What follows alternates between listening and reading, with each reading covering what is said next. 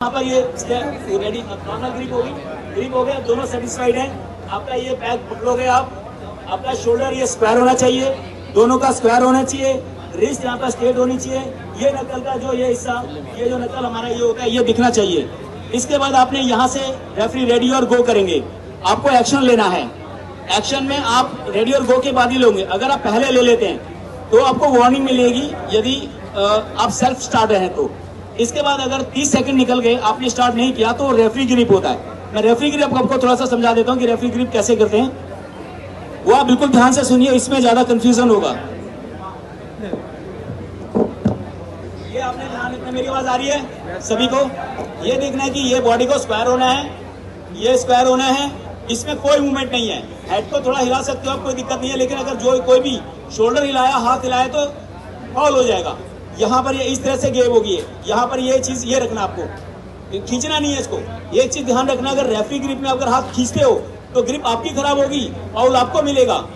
कोई मूवमेंट होगी तो फाउल आपको मिलेगा। यानी कि रेफरी ग्रिप में कोई मूवमेंट नहीं हो नीचे आपके हाथ और शोल्डर में।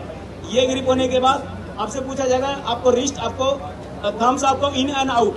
इन का मतलब होता है कि थम्स को आप अंदर, अंगूठे को अंदर रखेंगे। आउट का मतलब होता है बाहर रखेंगे। इसके बाद आप इन और आउट का, ठीक है। मैं इनसे पूछ रहा हूँ, जैसे आपको प्रैक्टिकल करके बता रहा हूँ। थम्स अप, आपको इन एंड आउट, इन चाहिए, आपको आउट चाहिए। अब इन्होंने इन बोला है, इन्होंने आउट बोला है, तो जिन्होंने इन बोला है, इन आपने बोला, इन्होंने बोला, तो मैं इनको दिखा रहा हूँ। थम्स, पहले थम्स आएगा और उसके बाद फिंगर जाएगी, राइट। ये इन हो गया, कोई मूवमेंट नहीं है। यहाँ पर अगर इन्होंने हल्का सा मूवमेंट कर दिया तो फाउल होगा। इसके बाद इन्होंने आउट बोला है, तो आउट में इनका पहले फिंगर जाएगा, आउट करा, फिर ये ऊपर जाएगा, क्योंकि इन्होंने फिंगर को जो है बाहर, थम्स को बाहर रखना। तो इसके बाद रेडी और गो स्टार्ट हुआ एकदम। इसके बाद आपको देखना है कि अगर इन्होंने यहाँ से फिंगर मैंने रखवाई और उन्हें दोबारा फिंगर उठा दी, फाउल है। रिस्ट घुमा दी, फाउल है। शोल्डर हिला दिया, फाउल है। एल्बो उठ गई, फाउल है। ये तो इस चीज का आप लोगों ने बहुत ध्यान रखना है। दूसरा, जब रेडी गो हो जाता है आपका, तो अगर आपका एल्बो उठता है यहाँ पर, तो वो फाउल हो जाएगा। ये ध्यान रखना कि एल्बो अगर उठ गया आपका इस टच पैड से, फाउल हो गया।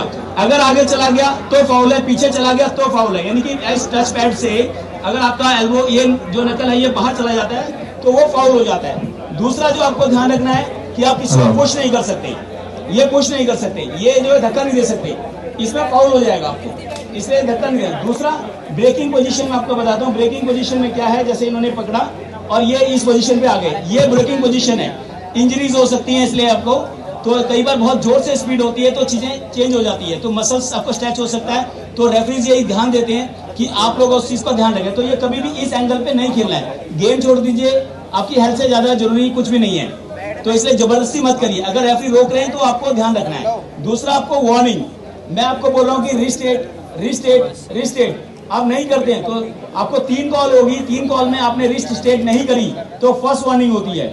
फिर ऐसे ही आपको कोई इंस्ट्रक्शन दे रहे हैं रेफरी और आप नहीं मान रहे, तो 2 warning is equal to 1 foul.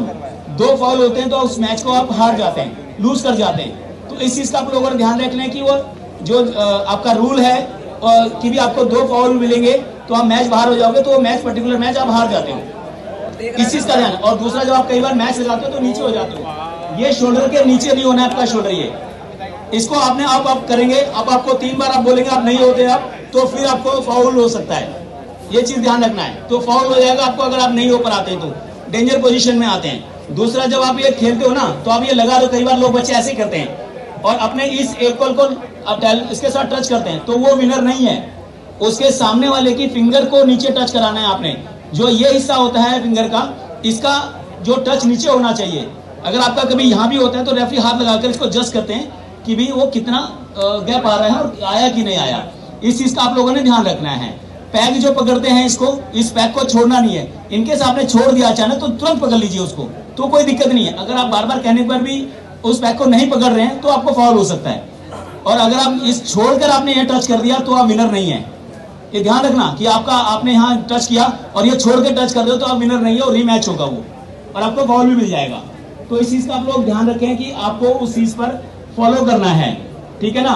और वो नहीं, उसको वार्निंग मिलेगी, उसको फाउल नहीं होगा उसमें, लेकिन आपको वार्निंग मिल जाएगी। उसको वार्निंग मिल जाएगी कि आपने उसको करके क्या, वो फर्स्ट वार्निंग हो जाएगी आपकी। तो ये आपको चीजें ध्यान में रखनी है, रिस्ट, फिंगर, नकल और ये सबको आपको ध्यान रखना है। दूसरा, जब आप करते हो तो ये ध्यान रखना कि जो शोल्डर का अलाइनमेंट है वो हमेशा सामने रखिए, तो आप इंजरी से बचेंगे।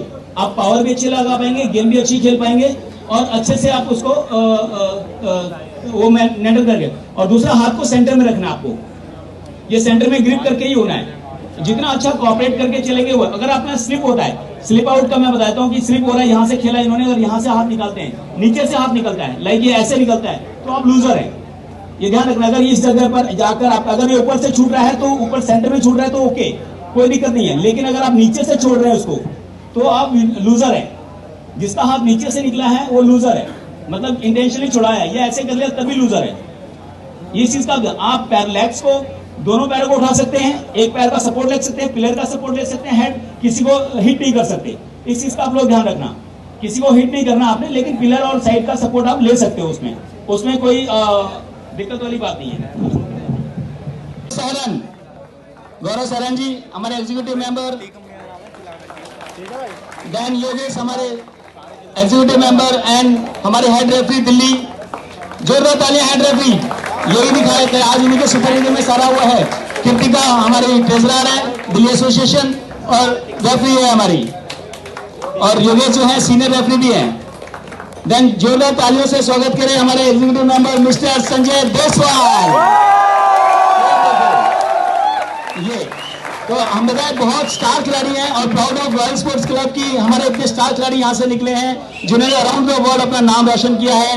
देन इन्वाइट करा जाऊंगा mister Prince, national referee Prince, क्या बात है। देन मोनू सुरेश, मोनू हमारे national referee, Suresh national referee, Tikam Chand, जोरदार तालियां टीकम से, बहुत अच्छा काम कर रहे हैं, क्लब चला रहे हैं, अच्छी टीम तैयार कर रहे हैं। हर्षित, जोरदार तालियां हर्षित के लिए। वर्तिका,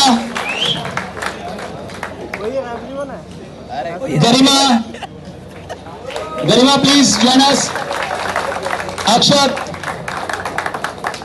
अभिषेक रावत, ये जो बच्चे हैं, इधर आ जाओ बच्चे, इधर आ जाओ। ये टीम है जो पूरा दिन रात एक कर रही है, बहुत मेहनत करी है। अगर मैं कोई ऑफिशियल यहाँ पर है और मैं मिस कर रहा हूँ या मेरी लिस्ट में नाम नहीं आया है तो प्लीज आप मुझे करेक्ट कर दीजिए, बता दीजिए और वो स्टेज पे आ जाएं, क्योंकि बीच बीच में कभी लोग आए और वो करें कोई रह गया तो मुझे बताइए। तो इन जोरदार तालियां इन सभी के लिए और ऑल द वेरी बेस्ट। अभी और भी ऑफिशियल्स हमारे साथ जुड़ेंगे बीच में, और आज का चैंपियनशिप इन्हीं के कंधों पर है। और आपको बता दूं, दिल्ली एक ऐसा सिटी है जहां बहुत फेयर रेफरीज हैं, फेयर फाइट देते हैं और उसके डिसीजन में बहुत कम चांसेस होता है कि एरर हो। ह्यूमन है, एरर होता है, लेकिन उसको करेक्ट भी हम लोग अच्छे से करते हैं। ये नहीं कि आपका प्रोटेस्ट नहीं सुन रहे, आपका प्रोटेस्ट सुना जाएगा और बहुत अच्छे से मैनेज किया है। तो let's have a group photo guys. Okay.